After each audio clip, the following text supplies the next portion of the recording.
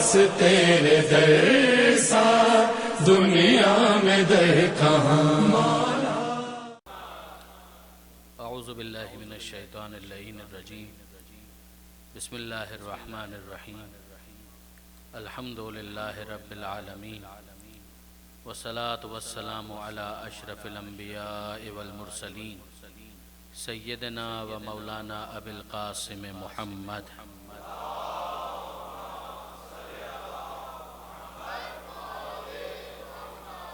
وأهل بيته الطيبين الطاهرين المعصومين المظلومين المنتجبين المنتخبين الميامين، لا سيما على الإمام المنتظر والحجة الثاني عشر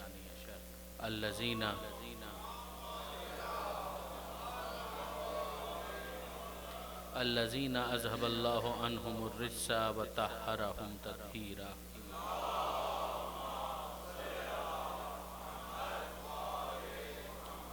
واللعنة الدائمة الباقية على أعدائهم أجمعين من يوم ظلمهم إلى قيام يوم الدين۔ اللهم إنا نرغب إليك في دولة كريمة تعز بها الإسلام وأهله وتذل بها النفاق وأهله وتجعلنا فيها من الدعاة إلى طاعتك والقادة إلى سبيلك وترزقنا بها كرامة الدنيا والآخرة۔ رب اشرح لي صدري ويسر لي أمري واحلل عقدة من لساني يفقهوا قولي واجعلني خالصا لوجهك الكريم يا الله۔ صلوات على محمد وآل محمد۔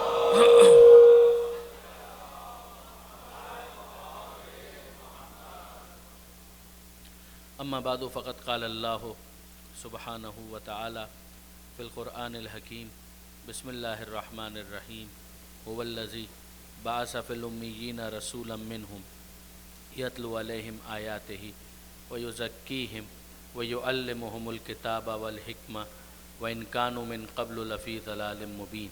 صلوات على محمد وآل محمد۔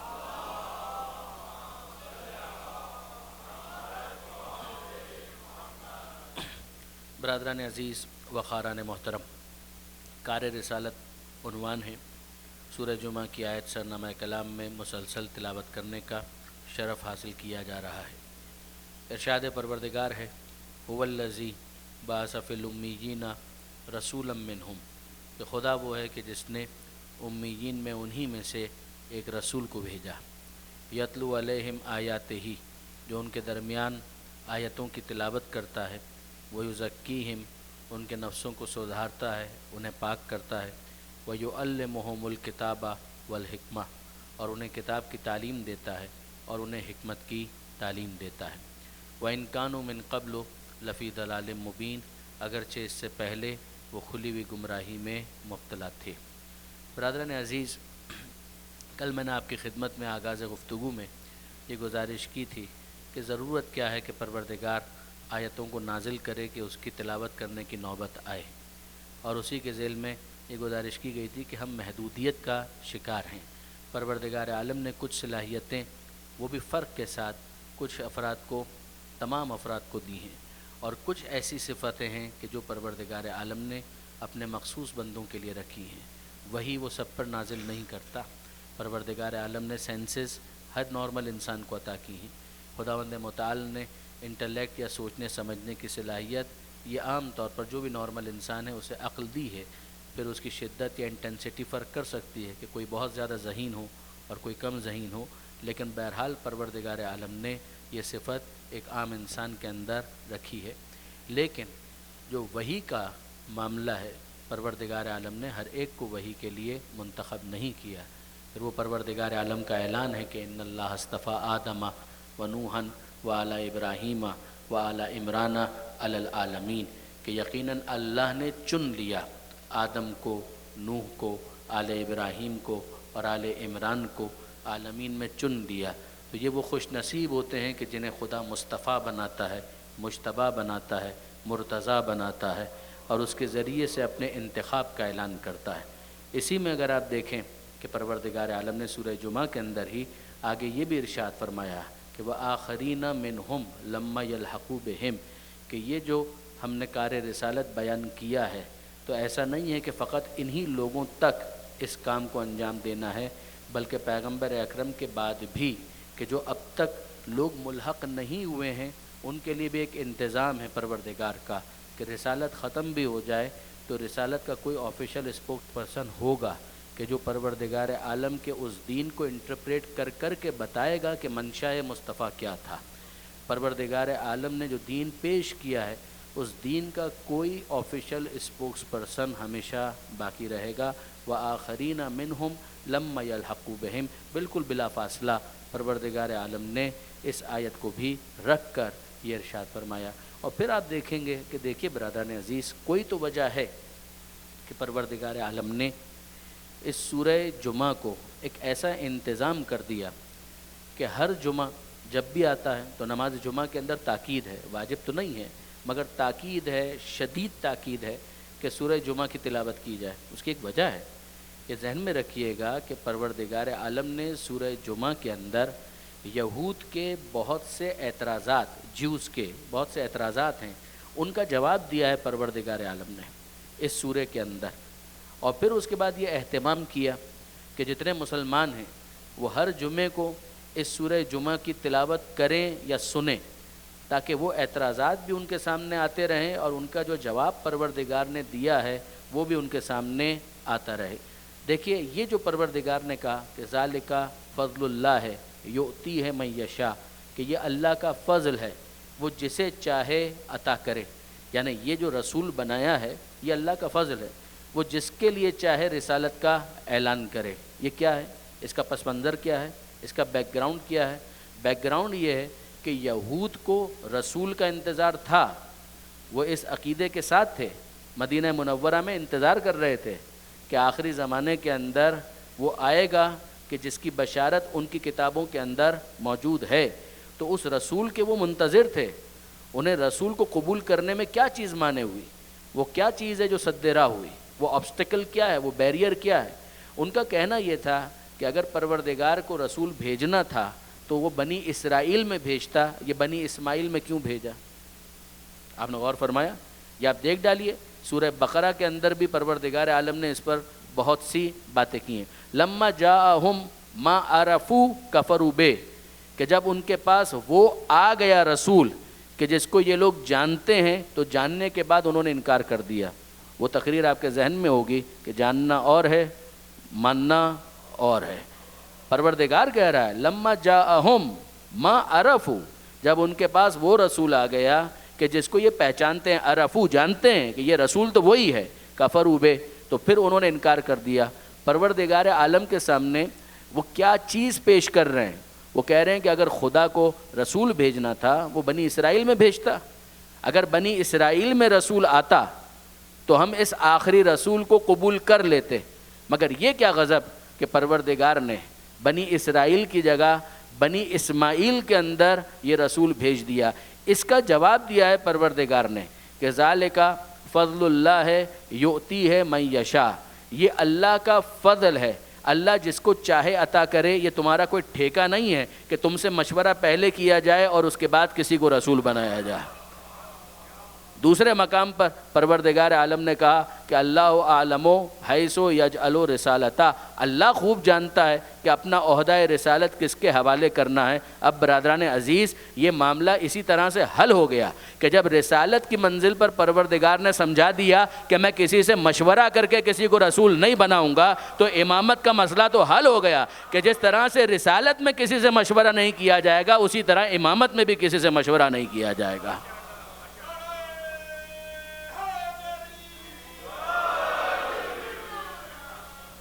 اب برادران عزیز میں آپ کو زیادہ اس پہ روکنا نہیں چاہتا، ظاہر ہے کہ آج حضرت ابو الفضل عباس علیہ الصلاۃ والسلام کے حوالے سے کچھ باتیں مجھے کرنی ہیں، اور حضرت عباس کا ایک خطبہ بھی ہے، اگر وقت میں گنجائش ہوئی تو میں انشاءاللہ وہ خطبہ آپ کے سامنے میں مختصر خطبہ ہے وہ پڑھنا بھی چاہتا ہوں، لیکن بہرحال ہم اپنی بات کو تھوڑا سا اس کو لنک کریں، کنٹینیو کریں کہ آپ ذرا غور فرمائیے کہ پروردگار عالم نے ہمارے سامنے ایک مسئلے کو حضرت آدم علیہ السلام کے نسب خلافت کے موقع پر بھی حل کیا۔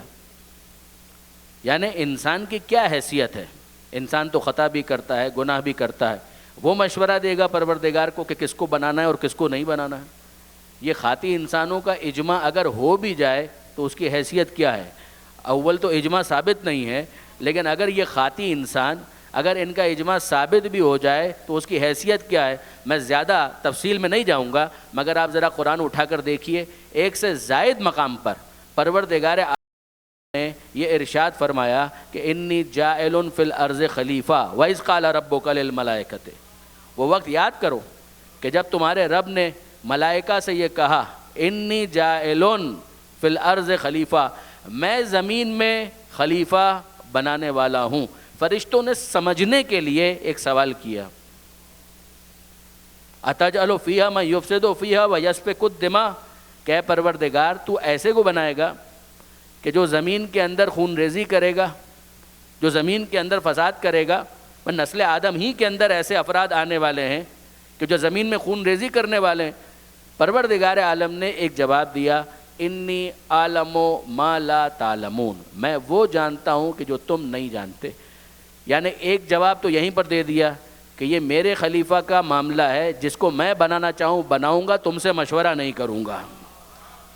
لیکن اب مجھے آپ اجازت دیجئے کہ میں ایک بات کہوں کہ یہ بتائیے کہ فرشتوں میں اس بات پر کنسنسس تھا یا نہیں؟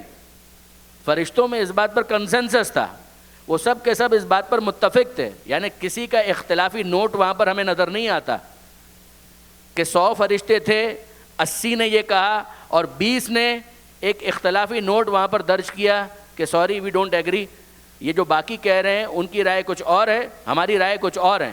فرشتے غلطی نہیں کرتے، فرشتے سمجھنے کے لیے اپنی بات پیش کر رہے تھے بے شک، لیکن اس موقع پر سب کے سب ہم آواز ہو کر یہ کہہ رہے تھے کہ آدم کو خلیفہ نہیں ہونا چاہیے. اور پروردگار عالم نے سب کو ڈانٹ دیا، انی عالم ما لا تعلمون، میں وہ جانتا ہوں کہ جو تم نہیں جانتے. آدم کس سے بنے؟ مٹی سے. آدم کس سے بنے؟ خاک سے. آدم کون ہے؟ ترابی ہیں، تراب سے بنے ہیں. مجھے ایک بات سمجھنے کی واقعاً یہ اجازت ہونی چاہیے کہ یہ خاکی خلیفہ ہے، یہ مٹی سے بنا ہوا خلیفہ ہے اور فرشتے نوری ہیں. اس خاکی خلیفہ کے مقابلے پر نوری مخلوق کا اجماع قابل قبول نہ ہوا تو نوری خلیفہ کے مقابلے پر خاکی بندوں کا اجماع کیسے قابل قبول ہو جائے گا؟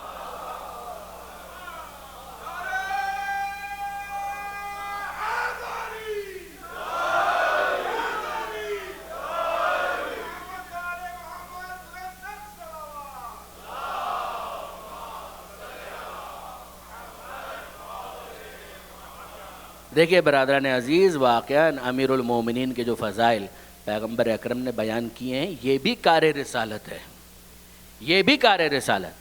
پیغمبر اکرم نے اس آفیشل اسپوکس پرسن کا تعارف کروایا اور بار بار تعارف کروایا. جس طرح سے یتلو علیہم آیاتہ ویزکیہم ویعلمہم الکتاب والحکمہ، جو پیغمبر اکرم کے کام ہیں. پیغمبر اکرم اس دنیا سے اگر جا رہے ہیں، پیغمبر اکرم کی آنکھ بند ہو رہی ہے، رسالت قیامت تک جانے والی ہے. وہ کون ہے کہ جو پیغمبر اکرم کی نمائندگی کرے گا؟ وہ کون ہے جو پیغمبر اکرم کے بہاف پر پیغمبر اکرم کی مرضی کو سمجھائے گا؟ وہ کون ہے کہ جو پیغمبر اکرم کے مدعے کو ایکسپلین کرے گا، پیغمبر اکرم کی خواہشات کو ایکسپلین کرے گا کہ پیغمبر اکرم کیا چاہتے تھے؟ ظاہر ہے کہ وہ کوئی ہونا چاہیے کہ جسے پیغمبر اکرم معین کر کے بتا دے تاکہ بعد میں کسی کو کسی قسم کی کوئی غلط فہمی نہ ہو. جب پروردگار عالم کہتا ہے کہ رسول کی ذمہ داری یہ ہے کہ وہ بلاغ مبین کرے، وما علی الرسول الا البلاغ المبین، رسول کی ذمہ داری یہ ہے کہ وہ پیغام کو صاف صاف بیان کر دے، تو اب اس کے بعد اس اعتراض کی کیا گنجائش باقی رہتی ہے؟ جو ایک بڑی شخصیت نے اپنی ایک کتاب کے اندر کیا، نام نہیں لیتا، جانتے بوجھتے نہیں لیتا، کتاب کا نام ہے چند ہم اثر، اور اس کے اندر انہوں نے اپنے بعض معاصرین کا ذکر کیا. اسی کے اندر انہوں نے کسی صاحب کا ذکر کیا اور انہوں نے کہا کہ صاحب وہ یہ کہتے ہیں، بغض علی کس طرح سے ظاہر ہوتا ہے ذرا اس پر غور تو کریں. کہ وہ یہ کہتے ہیں کہ اتنی حدیثیں پیغمبر اکرم کی فضائل کے باب میں آئی ہیں کہ مجھے یقین ہو گیا کہ یہ صحیح نہیں ہو سکتی. کمال ہو گیا. یعنی ہوتا یہ ہے کہ اگر ایک حدیث کسی ایک کتاب کے اندر ہو تو ہم کہتے ہیں بھائی ایک کتاب کے اندر ہے، کیا بھروسہ. اگر 2 کتابوں کے اندر ہو ہم کہتے ہیں بھائی 2 ہی تو کتابوں کے اندر ہے، کیا بھروسہ. مگر اگر ایک حدیث 100 کتابوں کے اندر ہو تو اس سے اس کا وزن بڑھتا ہے یا گھٹتا ہے. ایک اصطلاح ہے باقاعدہ احادیث کے حوالے سے، حدیث کو خبر بھی کہتے ہیں کہ خبر واحد ہے اور خبر متواتر ہے.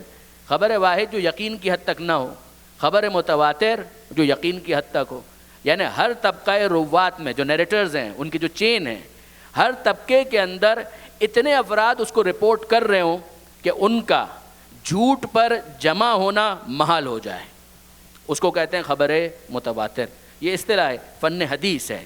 اچھا آپ دیکھیے برادران عزیز، آپ میں سے پروردگار ہر ایک کو بار بار خانہ کعبہ کی زیارت نصیب کرے.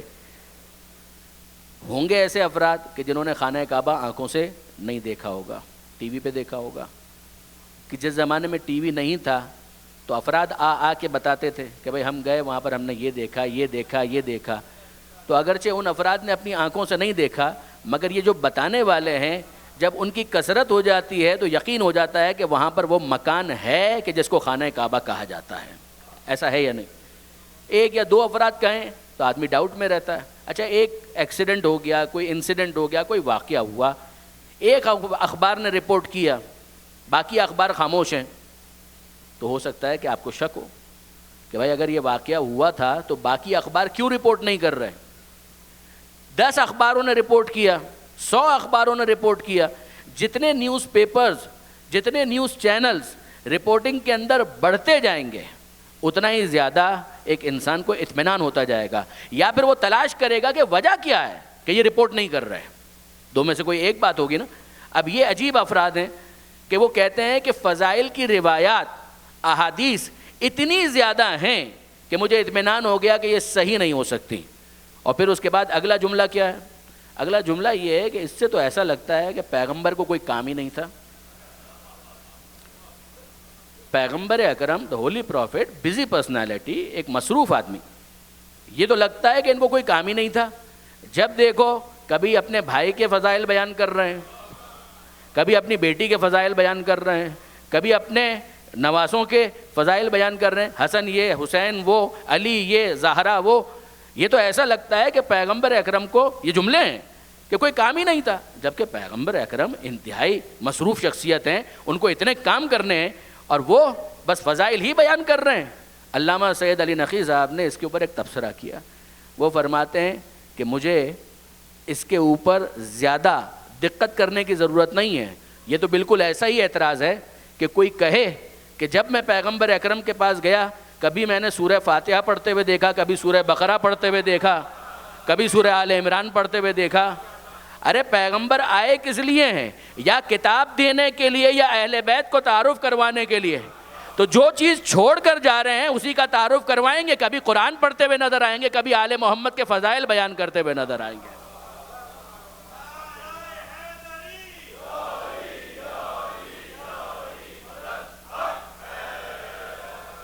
اور برادران عزیز، میں آپ کی خدمت میں انصافاً کہوں گا، ایک طرف ہمیں وہ گروہ نظر آتا ہے ناصبیت کا پروردہ، خارجیت کے اثرات سے متاثر، کہ جس نے امیر المومنین اور آل محمد کا بائیکاٹ کیا. یعنی حد نہیں ہے.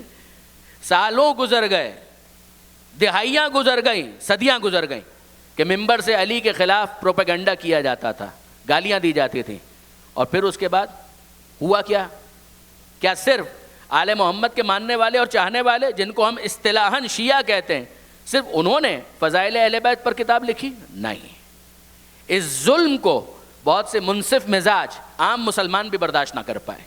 دیکھیے برادران عزیز، میں اس بات کو بیان کرنے کے لیے ایک مقدمہ آپ کے سامنے رکھتا ہوں. امام احمد ابن حنبل شیعہ تو نہیں تھے. ان کا جملہ ہے لم یرد فی حق احدم من الصحابہ من الفضائل الصحاب الاسانید الحسان ما ورد فی حق علی ابن ابی طالب. امام احمد ابن حنبل شیعہ نہیں ہیں، مگر ان کا جملہ یہ ہے کہ کسی صحابی کے حق میں اتنے فضائل صحیح سند کے ساتھ یا حسان سند کے ساتھ، سند حسن کے ساتھ پیغمبر اکرم سے نقل نہیں ہوئے جتنے فضائل علی ابن ابی طالب کے نقل ہوئے ہیں. یہ امام احمد ابن حنبل کیا جملہ زباں زد عام علمی حلقوں کے اندر اگر آپ ٹائپ کریں گوگل کے اندر آپ کو کتنے ریفرنسز مل جائیں گے کہ امام احمد ابن حنبل نے یہ بات کہی. اچھا صرف انہوں نے کہی نہیں برادران عزیز، اور بھی بہت. مسئلہ سارا یہ ہے، میں جملے کوٹ کرتا ہوں مگر ذرا سنیے، قرآن نے بھی تو کوئی معیار دیا ہے، قرآن نے بھی فضائل کا کوئی معیار تو دیا ہے. جی برادران عزیز، قرآن نے 4 فضائل کے معیارات بیان کیے ہیں، ذرا ان کو سن لیجئے، پھر مزید چند جملے میں آپ کی خدمت میں عرض کروں اور حضرت ابو الفضل عباس تک ہم چلے جائیں. دیکھیے قرآن مجید نے فضیلت کا ایک معیار بیان کیا ہے تقوی، فضیلت کا دوسرا معیار ایمان، فضیلت کا تیسرا معیار علم، فضیلت کا چوتھا معیار جہاد. یہ 4 معیارات ہیں اور میں ابھی آپ کے سامنے آیتیں پیش کرتا ہوں. دیکھیے پروردگار عالم نے تقوی ارشاد ہوا سورہ حجرات 49واں سورہ، ارشاد ہوتا ہے یا ایھا الناس، اے انسانوں. سنیے اور سمجھیے میرے نوجوان دوست بزرگان میرے مخاطب نہیں ہیں. یا ایھا الناس، اے انسانوں، انا خلقناکم من ذکر و انثی، ہم نے تمہیں پیدا کیا ایک مرد اور ایک عورت سے. اے انسانوں، تمام انسانوں کو مخاطب کیا جا رہا ہے. وَجَعَلْنَاكُمْ شُعُوبًا وَقَبَائِلَ، اور ہم نے تمہیں مختلف ٹرائبز میں، مختلف کمیونٹیز میں، مختلف قبیلوں میں ہم نے تقسیم کیا. کیوں؟ لِتَعَارَفُوا، تاکہ تم آپس میں ایک دوسرے کے ساتھ انٹروڈیوس ہو سکو، ایک دوسرے سے تمہارا تعارف ہو سکے. رنگ الگ ہے، قد الگ ہے، لباس میں فرق ہے، قبیلے میں فرق ہے، بیک گراؤنڈ میں فرق ہے، زبان میں فرق ہے. یہ فرق کیوں رکھا؟ پروردگار فرماتا ہے اس لیے لتعارفوا، اس فرق میں کوئی خرابی نہیں ہے، اس فرق میں کوئی پرابلم نہیں ہے. لتعارفوا، تاکہ تم آپس میں ایک دوسرے کے ساتھ انٹروڈیوس ہو سکو. اچھا اس فنومینا کو سمجھانے کے لیے میں ایک مثال دیا کرتا ہوں.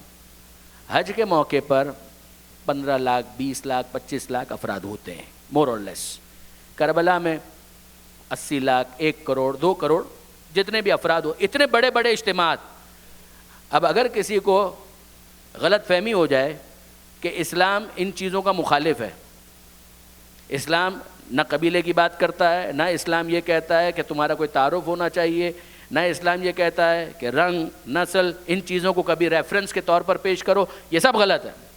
کیا اسلام یہ کہتا ہے؟ یقین کریں اسلام یہ نہیں کہتا، قطعاً نہیں کہتا. پیغمبر اکرم کا وہ مشہور جملہ ہے حجۃ الوداع کے موقع پر، لا فخر للعربی علی العجمی، کسی عربی کو کسی عجمی کے اوپر کوئی فوقیت حاصل نہیں ہے، کسی گورے کو کسی کالے کے اوپر کوئی فوقیت حاصل نہیں. میں کبھی نہیں بھولتا، ایک مرتبہ ہم لوگ بیٹھے ہوئے تھے اور ایک صاحب، ظاہر ہے ان کی توجہ نہیں ہوگی، تو انہوں نے ایک جملہ کہا، یہ کراچی میں، یہاں پر نہیں کہ آپ کا ذہن کسی طرف چلا جائے، کراچی میں ایک دفعہ ایک نشست میں کسی نے کہا کہ بھائی پیغمبر اکرم نے اعلان کر دیا کوئی عربی عربی نہیں ہے، کوئی عجمی عجمی نہیں ہے، کوئی گورا گورا نہیں ہے، کوئی کالا کالا نہیں ہے. میں نے کہا یہ فیکچولی انکریکٹ ہے، پیغمبر اکرم ایسا بولیں گے ہی نہیں. کوئی گورا گورا نہیں ہے، کوئی کالا کالا نہیں ہے، یہ فیکچولی انکریکٹ ہے. آپ کی آبزرویشن ہے، اس کا یہ رنگ ہے، اس کا یہ رنگ ہے، اس کا یہ بیک گراؤنڈ ہے، اس کا وہ بیک گراؤنڈ ہے. کہا پھر پیغمبر اکرم نے کیا کہا تھا؟ پیغمبر اکرم نے یہ نہیں کہا تھا کہ کوئی عربی عربی نہیں ہے، کوئی عجمی عجمی نہیں ہے. عربی عربی ہے، عجمی عجمی ہے، گورا گورا ہے، کالا کالا ہے. پیغمبر اکرم نے یہ کہا تھا کسی عربی کو عجمی کے اوپر کوئی فوقیت نہیں ہے، کسی گورے کو کسی کالے کے اوپر صرف اس رنگ کی وجہ سے کوئی فوقیت نہیں ہے، الا بالتقوی. ہاں اگر کوئی فوقیت ہے تو تقوی کے ذریعے سے ہے. وہ جو میں مثال عرض کر رہا تھا کہ اگر کوئی اس امپریشن کے اندر ہو کہ نہیں صاحب یہ کیا ہوتا ہے، ملک کیا ہوتا ہے، قبیلہ کیا ہوتا ہے، رنگ کیا ہوتا ہے، نسل کیا، کچھ بھی نہیں ہے، اگر وہ کھو جائے اور اس کے بارے میں آپ اعلان کرنا چاہتے ہیں تو کیا کریں گے؟ حج کا موقع ہے، صاحب گم ہو گئے، وہ بھی اسی نظریے کے تھے اور جو اعلان کروانے کے لیے آئے وہ بھی اسی نظریے کے تھے. وہ کہتے ہیں صاحب ہمارے ایک ساتھی تھے گم ہو گئے، اعلان کر دیجئے. ہم نے کہا نام بتائیے. کہا نام کیا؟ سب اللہ کے بندے. ہم نے کہا بھائی کوئی رنگ ہوگا؟ کہا سب اللہ کے بندے، رنگ کا کیا کرنا ہے؟ میں کس علاقے سے تعلق تھا، کہاں سے آئے تھے؟ کہا سب زمین اللہ کی ہے، بس وہ اللہ کی زمین پر رہتا تھا، اللہ کی زمین پر رہتا تھا، اللہ کا بندہ تھا, رنگ کے بارے میں آپ کچھ بتانے کے لیے تیار نہیں ہیں, زبان کے بارے میں آپ کچھ بتانے کے لیے تیار نہیں ہیں, ٹھیک ہے پھر اعلان کیا جائے گا. کس طریقے سے؟ ایک اللہ کا بندہ گم ہو گیا ہے, جس اللہ کے بندے کو ملے وہ اس اللہ کے بندے کو پہنچا دے. آپ اعلان کیا کریں گے؟ کیا یہ معقول بات ہے کہ اس طریقے سے ان تمام تر چیزوں کو نگیٹ کر دیا جائے؟ امپاسبل. یہ ریئلٹیز ہیں. گڑبڑ اس وقت ہوتی ہے کہ جب نظریہ یہ بن جائے کہ شرابی ہو, معاذ اللہ, گنہگار ہو, کچھ بھی ہو, گناہ بھی اس نے کیا, جھوٹ بھی اس نے بولا, نقصان بھی اس نے کیا, ظلم بھی اس نے کیا, مگر وہ مظلوم ہے, میں جانتا ہوں, یہ ظالم ہے, میں جانتا ہوں, مگر اس ظالم کا ساتھ اس لیے دوں گا کہ یہ میرے قبیلے والا ہے. یہ وہ چیز ہے کہ جس کو اسلام کہتا ہے کہ نہیں, اس کی گنجائش نہیں ہے. اگر وہ صاحب تقویٰ ہے تو تمہارے قبیلے کا ہے, سر آنکھوں پر بٹھاؤ, اور اگر تمہارے قبیلے کا نہیں ہے تو بھی اس کو ایڈمائر کرو, اس کو اپریشیٹ کرو, اس کو رول ماڈل کے طور پر پیش کرو. یہ تو نہیں ہوگا کہ تمہارے قبیلے والا شرابی ہو اور دوسرا پاک و پاکیزہ ہو اور اس کو تم بچوں کے سامنے لے کر آؤ کہ اسے رول ماڈل کے طور پر لیجئے. اسے کیسے رول ماڈل کے طور پر لیں گے؟ آپ نے غور فرمایا برادران عزیز, پروردگار عالم کیا کہتا ہے؟ واپس سنیے. یا ایھا الناس, اے انسانو, انا خلقناکم, ہم نے تمہیں پیدا کیا, من ذکر و انثی, ایک مرد اور ایک عورت سے ہم نے تمہیں پیدا کیا, وجعلناکم شعوبا و قبائل, ہم نے تمہیں مختلف قبیلوں میں, کمیونٹیز میں ہم نے تمہیں بانٹا. کیوں؟ لتعارفوا, تاکہ تم ایک دوسرے سے انٹروڈیوس ہو سکو, تعارف ہو سکے. تمہارا نام کیا ہے, والد کا نام کیا ہے, دادا کا نام کیا ہے, کس بیک گراؤنڈ سے ہو, کون سی زبان بولتے ہو, کیسا لباس پہنتے ہو, رنگ کیسا ہے, یہ تعارف کی حد تک ٹھیک ہے, مگر آگے سنو, ان اکرمکم عند اللہ اتقاکم, تم میں اللہ کے نزدیک زیادہ عزت والا وہ ہے جو تقویٰ میں زیادہ ہے. تقویٰ میں بڑھتے چلے جاؤ, اللہ کے نزدیک تمہاری عزت بھی بڑھتی چلی جائے گی. تو ایک معیار تو ہمیں یہ سمجھ میں آیا کہ تقویٰ. دوسرا معیار ایمان.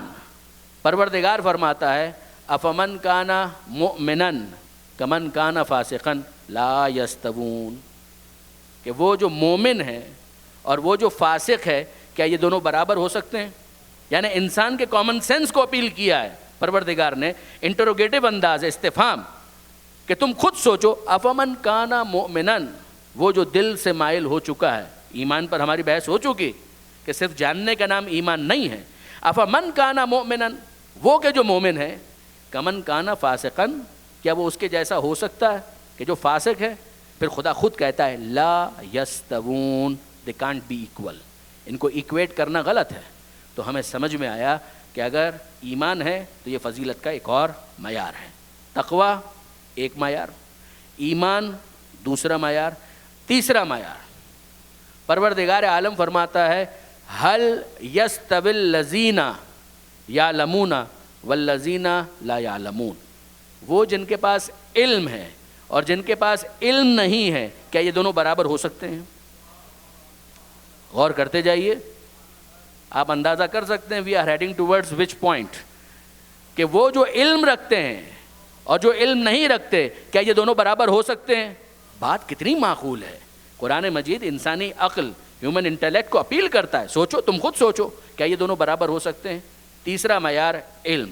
اور چوتھا معیار فضل اللہ المجاہدین علی القائدین اجرا عظیما, اللہ نے جہاد کرنے والوں کو بیٹھ جانے والوں پر اجر عظیم عطا کیا ہے اور فضل عطا کیا ہے, فضیلت دی ہے. جہاد کرنے والوں کو, جہاد کے نام پر فساد کرنے والوں کو نہیں. کہیں آپ مس انڈرسٹینڈنگ کا شکار نہ ہو جائیں.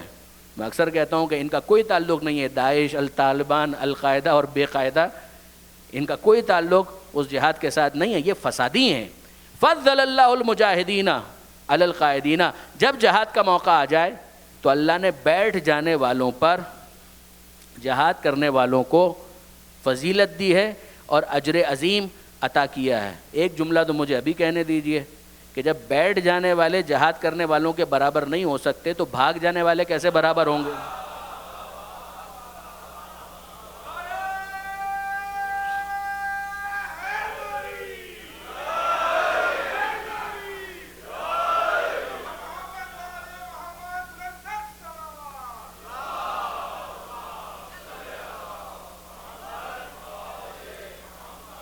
اور برادران آپ دیکھیے، غور کیجئے، اور میں کوئی مناظرانہ گفتگو نہیں کر رہا، آپ سورہ آل عمران پڑھ کے دیکھ لیجئے، احد میں جن افراد نے وہ کردار پیش کیا تھا، قرآن ان کو کیسے ڈسکس کرتا ہے۔ حنین کا ذکر بھی آپ کو قرآن کے اندر مل جائے گا، دوسرے معرکے بھی مل جائیں گے۔ تو انصاف تو کوئی کرے کہ جب بیٹھ جانے والے اس کے برابر نہ ہو سکے تو بھاگ جانے والے اس کے کیسے برابر ہو سکتے ہیں؟ یہ تو بڑی ستم ظریفی ہے۔ اچھا، اب یہ 4 معیارات، انہی کو آپ ذہن میں رکھیے کہ ایک معیار ہے تقویٰ، دوسرا معیار ہے ایمان، تیسرا معیار ہے علم، اور چوتھا معیار ہے جہاد۔ اور اب اس کے بعد دیکھتے چلے جائیے کہ پیغمبر علی کے بارے میں کیا کہہ رہے ہیں۔ پیغمبر متفق علیہ، فضیلت، فضائل، پیغمبر اکرم علی کے بارے میں کیا کہہ رہے ہیں۔ ہم جب تقویٰ کی بات کرتے ہیں تو اتنا جانتے ہیں کہ جو تقویٰ حاصل کر لے وہ متقی بن کر صف متقین میں آ جاتا ہے۔ صف متقین میں آنا اور ہے، امام المتقین ہونا اور ہے۔ اگر کوئی مومن بنتا ہے، ایمان قبول کرتا ہے، تو وہ مومن بن کر صف مومنین میں آتا ہے۔ صف مومنین میں آنا اور ہے، امیر المومنین ہونا اور ہے۔ اور اس شان کے ساتھ ہونا کہ پیغمبر اکرم یہ جملہ کہہ دیں کہ برز الایمان و کلو الی الکفر کلے، یہ کل ایمان ہے جو کل کفر کے مقابلے پر جا رہا ہے۔ خیبر خندق کے موقع پر جو پیغمبر اکرم کا یہ جملہ ہے وہ کمال کا ہے۔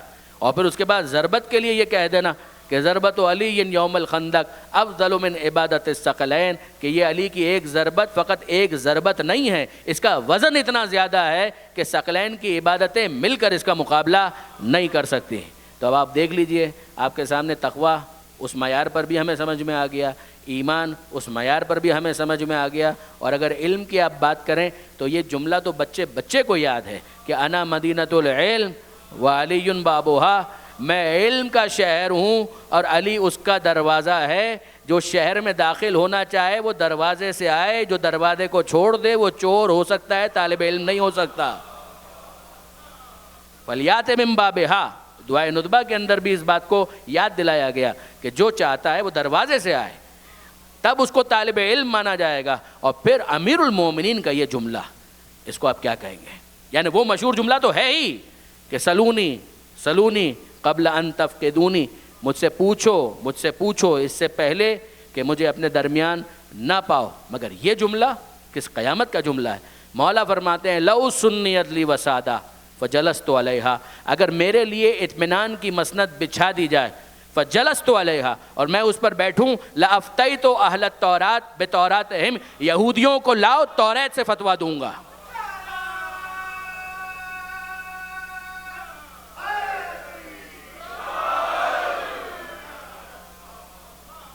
لو سنیت لی وسادہ فجلست علیہا، اگر اطمینان کی مسند بچھا دی جائے، فجلست علیہا، میں اس پر بیٹھوں، یہودیوں کو لاؤ، لافتیت اہل التورات بتوراتہم، میں یہودیوں کو توریت سے فیصلہ کر کے دوں گا، واہل الانجیل بانجیلہم، عیسائیوں کو لاؤ میں انجیل سے فیصلہ کر کے دوں گا، واہل القرآن بقرآنہم، اور اگر مسلمان آئیں تو قرآن سے فیصلہ کر کے دوں گا، حتی ینطقوا صدق علی وما کذب، یہاں تک کہ سب بول اٹھیں گے کہ علی نے جو کچھ کہا وہ سچ تھا اور کچھ غلط نہیں تھا۔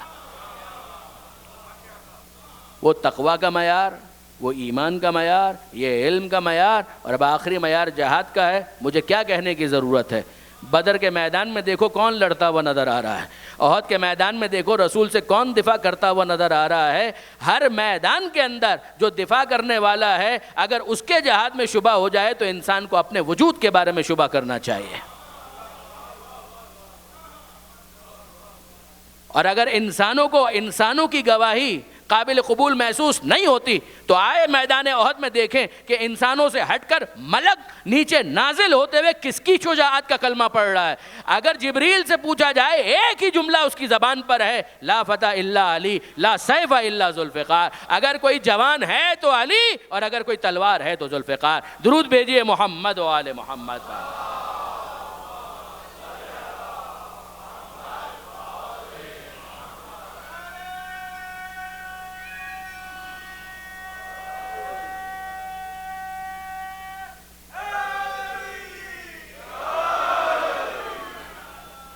اب برادران عزیز، آج ممبر ہمیں ملا ہے تاخیر سے، تو اتنی اجازت تو ہونی چاہیے کہ پھر ہم کچھ تصرف کریں۔ درود بھیجے گا محمد و آل محمد پر۔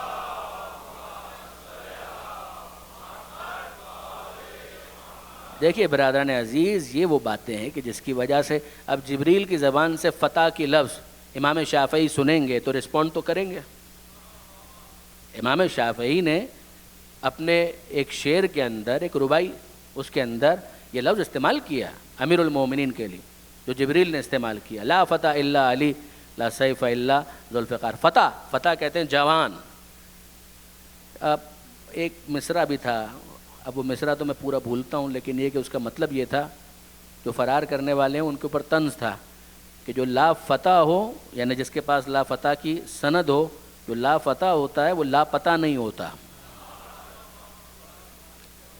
مگر اب کیا اور زیادہ کھل کر میں کیا کہوں، امام شافعی نے حل عطا، فتح، حل عطا، سورہ حل عطا، اس کا جو پہلا بات ہو بھی چکی، اس کے بارے میں ایک ربائی کہی، اور آیت اللہ ناصر مکارم شیرازی نے اسے کوٹ بھی کیا ہے اپنی تفسیر میں، جہاں سورہ حل عطا کی بحث ہے وہاں پر انہوں نے اس کو کوٹ بھی کیا ہے۔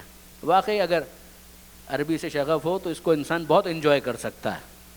امام شافعی فرماتے ہیں، شیعہ تو نہیں تھے، امام احمد ابن حنبل شیعہ تو نہیں تھے، امام شافعی شیعہ تو نہیں ہیں، اور امام نسائی جن کا تذکرہ ابھی میں کروں گا وہ بھی شیعہ نہیں تھے۔ ذرا دیکھیے، اگر انسان انصاف پسند ہو تو اسے اپنے دل اور دماغ کو علی کی عظمت کے سامنے جھکانا پڑتا ہے۔ امام شافعی کہتے ہیں الا ما و حتی متا اعاتب فی حب حاضل فتح، الا ما و حتی متا، کب تک آخر کب تک مجھے معتوب کیا جائے گا محبت پر اس جوان سے، اس جوان کی محبت پر مجھے معتوب کیا جائے گا، کب تک آخر کب تک۔ فرسٹریشن ہے، جنجلاہٹ ہے کہ جب دیکھو علی کی بات کرتے ہیں۔ امام شافعی پر بھی یہ الزام ہے، الا ما و حتی متا اعاتب فی حب حاضل فتح، آخر کب تک مجھے اس جوان کی محبت کے جرم میں معتوب کیا جائے گا۔ پھر وہ کہتے ہیں حل زوجت فاطمہ غیرہ، بولنے والا سوچے تو صحیح کہ کیا زہرا کی نکاح کا شرف کسی اور کو بھی حاصل ہوا؟ یہ زوجیت زہرا، یہ خود اتنا بڑا فضل ہے پروردگار کا کہ کسی اور کو حاصل ہوا؟ کسی کو یہ شرف حاصل نہیں ہوا۔ پیغمبر اکرم خدا کا انتخاب ہے کہ علی ہیں، کہ نور کا رشتہ نور سے ہو سکتا ہے، نور کا رشتہ نور سے ہو سکتا ہے۔ حل زوجت، یہ امام شافعی کہہ رہے ہیں، حل زوجت فاطمہ غیرہ، کسی اور کو یہ شرف ملا؟ زوجیت زہرا کا شرف اگر ملا ہے تو فقط اور فقط علی ابن ابی طالب کو ملا ہے۔ اور پھر وہ کہتے ہیں وفی غیر ہی، اور کیا علی کے سوا کسی اور کے لیے بھی حل عطا، یہ حل عطا کی آیتیں علی کے علاوہ کسی اور کے لیے بھی نازل ہوئی ہیں؟ یہ حل عطا کی جو ترکیب ہے، اس کو تکرار جو کیا ہے امام شافعی نے، اس کے لیے میں وہ کہہ رہا تھا کہ اگر کوئی عربی سے واقف ہو تو یہ حل عطا کو پروناؤن کے طور پر استعمال کیا، اور پہلے انہوں نے استعمال کیا حل عطا کو ورب کے طور پر، یعنی حل عطا کو عنوان سورہ دہر کے طور پر۔ جس طریقے سے انہوں نے انتخاب کیا ہے، انصاف کی بات یہ ہے کہ داد دینی پڑے گی۔ وفی غیر ہی حل عطا، کیا اس کے علاوہ کسی اور کے لیے بھی حل عطا کا سورہ نازل ہوا ہے؟ دیکھیے برادران عزیز، یہ وہ باتیں ہیں کہ جس کی وجہ سے امام شافعی کو مولا کے سامنے سر تسلیم خم کرنا پڑا۔ وہ اصطلاحی اعتبار سے شیعہ نہیں بنے، مگر یہ ہے ہم آج بھی دیکھتے ہیں کتنے خوش عقیدہ افراد ہیں۔ ہم جب کہتے ہیں حسین سبقہ، تو یہ فقط تکلفاً نہیں کہتے، ہمارے سامنے تاریخ موجود ہے، حسین واقعاً سبقہ ہے۔ اور اگر کسی کے پاس بیدار فکر ہے، انصاف کرنے والا ذہن ہے، تو یہ 12 امام اور 14 معصومین یہ وہ کردار ہیں کہ اس کے سامنے اسے جھکنا پڑے گا۔ 8ویں امام امام علی رضا علیہ الصلوۃ والسلام کا جملہ ہے۔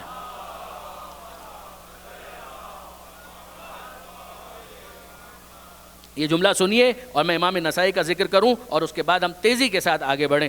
8ویں امام فرماتے ہیں رحم اللہ عبدن احیا امرنا، 8ویں امام فرماتے ہیں اللہ رحم کرے، اللہ کی رحمتیں نازل ہوں اس پر، اس بندے پر جو ہمارے امر کا احیا کرتا ہے، ہمارے معاملے کو ریوائیو کرتا ہے. احیا کرنا، ریوائیو کرنا، ہمارے امر کو یعنی ہمارے معاملے کو ریوائیو کرتا ہے، امر امامت کو، امر ولایت کو احیا کرتا ہے، اس کو ریوائیو کرتا ہے. اللہ کی رحمت نازل ہو ایسے بندے کے اوپر. سوال کرنے والے نے پوچھا مولا یہ بھی تو بتائیے کیف یحیی امرکم، کہ آپ کے معاملے کو ریوائیو کریں کیسے؟ اب امام کہتے ہیں یتعلم علومنا، یہ وہ شخص ہے کہ جو ہمارے علوم کو پہلے سیکھتا ہے پھر اس کے بعد عام انسانوں کو بتاتا ہے. اس لیے کہ لوگ لو یعلموا حسن کلامنا لاتبعونا، اگر لوگوں کو پتہ چل جائے کہ ہمارے کلام میں کیا حسن ہے تو وہ ہمارے ہو جائیں گے. وہ اب تک محروم ہیں. تم فقط اتنا کرو کہ ہمارے کلام کا حسن ان کے سامنے پیش کر دو. اسی کے لیے میں کہتا ہوں نہج البلاغہ رکھیے دوسروں کے سامنے، رکھیے صحیفہ کاملہ دوسروں کے سامنے اور دیکھیے، پھر اس کے بعد آپ اور میں بری الذمہ ہیں. برادران عزیز، ہم پہلے مرحلے میں کسی کو لاسٹ کیس ڈکلیئر نہیں کر سکتے. ہیں لاسٹ کیسز، جو لاسٹ کیسز ہیں وہ اسی طریقے سے رسپونڈ کریں گے جس طرح سے ابو جہل نے رسپونڈ کیا تھا، جس طرح سے ابو لہب نے رسپونڈ کیا تھا. مگر ہم پہلے مرحلے میں حسن ظن رکھیں گے ہر شخص کے بارے میں کہ اس کے پاس اچھا دل موجود ہے، he has got good heart. اس کے سامنے چیز کو رکھا جائے، وہ فیس ویلیو کے اوپر آن دا فیس آف اٹ اس کو ایسیس کرنے کے لیے تیار ہو جائے گا. نہ ہو تو پھر وہ جانے اور اس کا کام، لکم دینکم ولی دین. مگر آپ پہلے مرحلے میں رکھیں تو صحیح. صحیفہ کاملہ جیسی کوئی کتاب ہے دعا کی، نہج البلاغہ جیسی توحید کی شرح کسی کے پاس ہے جس کو پڑھنے کے بعد جامعۃ الازہر کے، یونیورسٹی کے جو اسکالرز اور پروفیسرز ہیں انہوں نے اپنے قلم توڑ دیے. مفتی جعفر صاحب کا جو ترجمہ ہے اس کے آغاز ہی کے اندر آپ کو وہ سارے بیانات مل جائیں گے، صحیفہ سجادیہ کے ترجمے میں بھی اور نہج البلاغہ کے ترجمے میں بھی. بس برادران عزیز، امام نسائی، یہ امام نسائی صحاح ستہ جو 6 کتابیں مانی جاتی ہیں ان میں سے ایک کے مؤلف ہیں. آپ جانتے ہیں 6 کتابیں بخاری، مسلم، ابو داؤد، ترمذی، نسائی، ابن ماجہ، یہ سارے مؤلفین ہیں. انہی کے نام پر ان کی کتابیں زیادہ مشہور ہو گئی ہیں. امام نسائی انہوں نے ایک کتاب لکھی جس کا نام ہے خصائص امیر المؤمنین، خصائص و امیر المؤمنین، مولا علی کے امیر المؤمنین کے خصائص. خصائص یعنی ان کی صفتیں ایکسکلوسیولی جو پیغمبر اکرم نے ان کے فضائل بیان کیے ہیں. موسٹ آف دا بک اسی بارے میں. کچھ فضائل کی احادیث ہیں کہ جو سیدہ کے بارے میں ہیں، زیادہ تر امیر المومنین کے فضائل ہیں. کیا بیک گراؤنڈ ہے اس کا؟ آپ امام نسائی فقط ٹائپ کریں گوگل کے اوپر، جو میں کہہ رہا ہوں اسی کا خلاصہ آپ کو ملے گا وہاں پر، کسی بھی کتاب میں آپ دیکھ لیجئے، کوئی اختلاف نہیں ہے. برادران اہل سنت خود اس بات کے اوپر متفق ہیں کہ یہی ہوا امام نسائی کے ساتھ. اس کتاب کے لکھنے کے بعد شام، دمشق، امام نسائی گئے، وہاں پر جا کر انہوں نے آبزرو کیا. امام نسائی کہتے ہیں میں نے آبزرو کیا کہ کیا فضا ہے کہ جس کے اندر علی کے خلاف ہرزہ سرائی، ابیوسو لینگویج، گالم گلوچ، لان تان. یہ یاد رکھیے گا امیر شام کو مرے ہوئے بہت سال گزر چکے ہیں. اس کے بعد کربلا کا واقعہ ہو چکا. کربلا کے واقعے کے بعد سید سجاد کے خطبوں نے انقلاب پیدا کر دیا، جناب زینب کے خطبے نے انقلاب پیدا کر دیا. شام والوں کو آل محمد کا تعارف ہو چکا، مگر پھر بھی ایک گروہ وہاں پر موجود تھا، جیسے آج بھی ہم دیکھتے ہیں. ایک گروہ تو آج تک چلا آ رہا ہے جو یزید کو امیر المومنین کہتا ہے، جو یزید کے قصیدے لکھنا اپنے لیے باعث شرف سمجھتا ہے. ذرا دیکھیے یہ امام نسائی برداشت نہیں کر پائے. شیعہ نہیں ہیں. امام احمد ابن حنبل شیعہ نہیں ہیں. امام شافعی شیعہ نہیں. یہ امام نسائی یہ شیعہ نہیں ہیں. کیا وجہ ہے؟ شاید میں ہمت کر کے کہہ سکوں کہ ان کی شہادت کی کیا وجہ ہے، ان کو کیوں شہید کیا گیا. امام نسائی دمشق کے اندر دیکھتے ہیں، شام میں یہ کیا معاملہ ہے. پیغمبر اکرم کے محبوب ترین ساتھی، ان کے لیے یہ ابیوسو لینگویج، یہ گالم گلوچ. انہوں نے اس موقع پر فیصلہ کیا کہ میں ایک کتاب لکھوں گا کہ جس کے اندر امیر المومنین علی ابن ابی طالب علیہ الصلوۃ والسلام کے فضائل کو نقل کروں گا. محدث تھے، انہوں نے سلسلہ سند کے ساتھ حدیثیں جمع کرنا شروع کی اور ایک اچھی کتاب ترتیب دے دی. اس کی بہت سی شروحات لکھی گئی ہیں, شیعہ علماء نے بھی لکھی, برادران اہل سنت کے علماء نے بھی اس کی شرح لکھی. یہ امام نسائی لکھ کر خاموش نہیں بیٹھے. شاید وہ حدیث بھی ان کے ذہن میں تھی, ذکر علی عبادہ, کہ صرف لکھنا کافی نہیں ہے, ذکر کرنا بھی ضروری ہے. تو آ گئے ممبر کے اوپر, وہی مسجد دمشق, ممبر پر آئے. شخصیت بڑی ہے, قد کاٹ ہے, لوگ جانتے ہیں یہ تو بہت بڑے محدث ہیں, ان کا درس ہو رہا ہے. گئے ممبر کے اوپر اور جا کر انہوں نے اسی کتاب سے ایک ایک حدیث پڑھنا شروع کی. یہ حدیث, دوسری حدیث. اچھا, اب وہ تمام حدیثیں جو آپ کے ذہنوں کے اندر ہے نا, زیادہ تر جو پڑھی جاتی ہیں وہ سب انہوں نے لکھی, وہ سب کی سب انہوں نے لکھی. من کنت مولا ہو فہذا علی مولا, جس کا میں مولا ہوں اس کا علی مولا ہے. سب سے پہلے ایمان لانے والے, اب یہ عام مسلمانوں کو بھلے غلط فہمی ہوتی رہے, امام نسائی سے پوچھیے. ہم سے اگر کوئی پوچھے گا تو ہم تو کبھی یہ نہیں کہیں گے کہ سب سے پہلے ایمان لانے والے علی تھے. نہیں, ایمان تو وہ لاتا ہے جو پہلے مومن نہ ہو. علی پہلے سے مومن تھے, علی پہلے سے مومن تھے, مگر درست عام اصطلاح کے مطابق امام نسائی نے اس حدیث کو بھی لکھا کہ کون ہے کہ جس کو یہ شرف حاصل ہوا. وہ حدیث کہ پیغمبر اکرم نے سارے دروازے بند کروا دیے, سارے دروازے بند کروا دیے اور صرف ایک دروازہ کھلا رہنے دیا, علی و زہرا کا, جو مسجد میں دروازے کھلتے تھے کہ جب وہ چاہیں آئیں اور جب چاہیں جائیں براہ راست مسجد میں. دوسرے دروازے بھی کھلتے تھے, ان کو بند کروا دیا. امام نسائی لکھتے ہیں کہ پیغمبر اکرم کے پاس آ کر بعض صحابہ کرام نے پوچھا کہ یا اللہ, یا رسول اللہ, یہ کیا وجہ ہے, آپ نے باقی سارے دروازے تو بند کروا دیے. یہ ان کا جو در, ان کو جو الاؤ کیا گیا ہے, فار واٹ گڈ ریزن. پیغمبر اکرم نے جلال کے ساتھ کہا, نہ میں نے اپنی مرضی سے کسی دروازے کو بند کروایا, نہ اپنی مرضی سے کسی دروازے کو کھلا رہنے دیا. جن دروازوں کو بند کروانے کا حکم خدا نے دیا ان کو بند کروا دیا, جس کو کھلا رکھنے کی اجازت خدا نے دی ہے ان کو کھلا رہنے دیا. یہ حدیث بھی اس کتاب کے اندر موجود ہے. خیبر کے موقع پر پیغمبر اکرم نے کہا لَأُوتِيَنَّ الرَّایَةَ غَدًا, کل میں علم اس کو دوں گا جو رجل ہوگا, رجلاً کرارن غیر فرارن, مرد وہ ہوگا, کرار وہ ہوگا, غیر فرار وہ ہوگا. اب میں نہیں جانتا کہ پیغمبر اکرم غیر فرار کہہ کر کن کن پر چوٹ کر رہے تھے. رجلاً کرارن غیر فرارن, مرد ہوگا, کرار ہوگا, غیر فرار ہوگا. یحب اللہ ورسولہ ویحبہ اللہ ورسولہ, اللہ اور رسول سے محبت کرتا ہوگا, ون وے ٹریفک نہیں ہوگا, اللہ اور رسول بھی اس سے محبت کرتے ہوں گے. اس وقت تک نہیں پلٹے گا کہ جب تک فتح مند نہ ہو جائے. یہ حدیث بھی وہاں پر موجود ہے, اور کتنی حدیثیں ہیں. یعنی وہ خود اپنی جگہ پڑھنے والی کتاب ہے, اردو ترجمہ ہو چکا ہے, انگریزی کا مجھے نہیں معلوم. تو اب برادران عزیز, یہ امام نسائی اس ماحول کے اندر ممبر سے پڑھ رہے ہیں.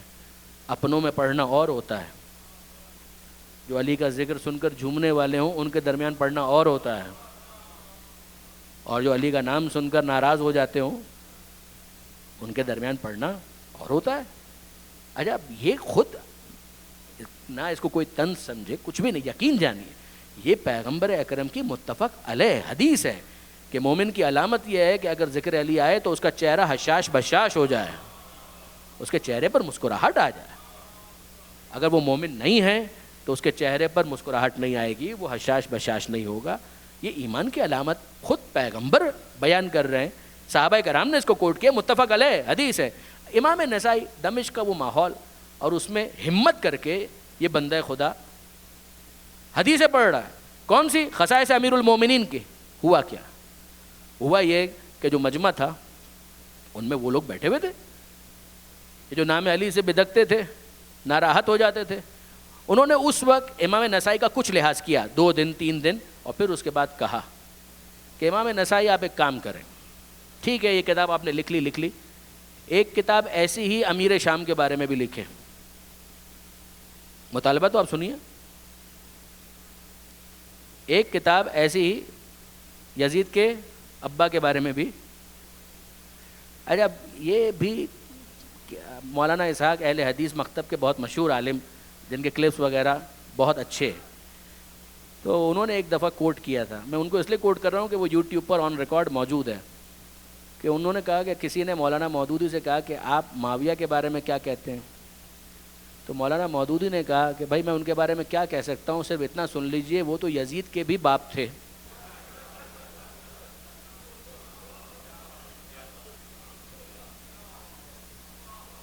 حوالے اسی لیے میں دے رہا ہوں کہ آپ خواہ خواہ مجھ سے منسوب نہ کر دیں، تو ان کے بارے میں کیا کہوں، وہ تو یزید کے بھی باپ تھے، اور واقعی یزید کے باپ تھے، اس میں کوئی شک بھی نہیں ہے۔ اچھا اب مطالبہ یہ کیا جا رہا ہے، ہاں اس معاملے میں گارنٹی نہیں دے سکتا، تو امام نسائی جب انہوں نے یہ مطالبہ سنا تو وہی جواب دیا، انہوں نے کہا کہ اے بندگان خدا، یہ فضائل جو علی کے میں نے لکھے ہیں وہ اپنی طرف سے نہیں لکھے ہیں، جملے پہ غور کیجئے گا، یہ جو تم مجھ سے مطالبہ کر رہے ہو کہ امیر شام کے لیے بھی ایسی ایک کتاب لکھیں، تو یہ جو علی کے فضائل میں نے لکھے ہیں کہانیاں نہیں لکھی ہیں، یہ کوئی فکشن نہیں ہے، یہ کوئی فیبریکیٹڈ سٹوریز نہیں ہیں، میں نے اپنی طرف سے گھڑ کر نہیں لکھی ہیں، یہ جو پیغمبر اکرم نے بیان کی ہیں تو میں نے لکھی ہیں، اگر پیغمبر اکرم نے ان کے بارے میں بھی کچھ بیان کیا ہوتا تو میں لکھتا۔ یہ امام نسائی کہہ رہے ہیں، یعنی مارک مائی ورڈز، شیعہ نہیں ہیں، وہ کہہ رہے ہیں کہ ان کے بارے میں بھی کچھ کہا ہوتا پیغمبر اکرم نے تو میں لکھ دیتا، مگر ان کے بارے میں کچھ کہا نہیں تو میں نے لکھا نہیں۔ اصرار بڑھا کہ نہیں آپ کو لکھنا تو پڑے گا، آپ شام میں ہیں، آپ دمشق میں، آپ کو لکھنا تو پڑے گا۔ تو امام نسائی نے کہا اگر میں بہت ذہن پر زور ڈالوں تو مجھے ایک حدیث یاد آ رہی ہے، وہ حدیث کیا ہے کہ ایک مرتبہ پیغمبر اکرم نے، فتح مکہ کے بعد کے تو یہ مسلمان ہیں، پیغمبر اکرم نے ایک مرتبہ کہا کہ جاؤ اس کو بلا کر لاؤ، تو ان صاحب نے جواب دیا کہ اللہ کے رسول سے کہو میں کھانا کھا رہا ہوں، آئی ایم بزی۔ پیغمبر اکرم نے دوسری مرتبہ پیغام بھجوایا کہ اسے کہو کہ میں بلا رہا ہوں، جب وہاں سے وہی آیا کہ میں کھانا کھا رہا ہوں، کہہ دو میں بزی ہوں۔ ارے رسول وہ ہے کہ اگر بلائے تو انسان کو نماز توڑ کے جانا چاہیے۔ یہ ہوا ہے کہ پیغمبر اکرم نے کسی کو نماز پڑھتے ہوئے آواز دی تو پہلے مرحلے میں وہ سٹ پٹا گئے، یعنی ان کا کیس یہ والا نہیں تھا، وہ سٹ پٹا گئے کہ میں کروں کیا، نماز پڑھ رہا ہوں، تو وہ نماز پڑھ کے جواب دیتا ہوں۔ پھر اس کے بعد پیغمبر اکرم نے دوسری مرتبہ آواز دی ابائی، تو ان کی اسپیڈ بڑھ گئی کہ میں تیزی کے ساتھ اب نماز کمپلیٹ کروں، اور پھر تیزی کے ساتھ نماز پڑھ کے وہ آئے تو پیغمبر اکرم نے پوچھا کہ پہلی مرتبہ میں کیوں نہیں آیا، کہ اللہ کے رسول میں معافی چاہتا ہوں، میں نماز پڑھ رہا تھا۔ تو پیغمبر نے کہا یہ بتاؤ تمہیں نماز کس نے سکھائی؟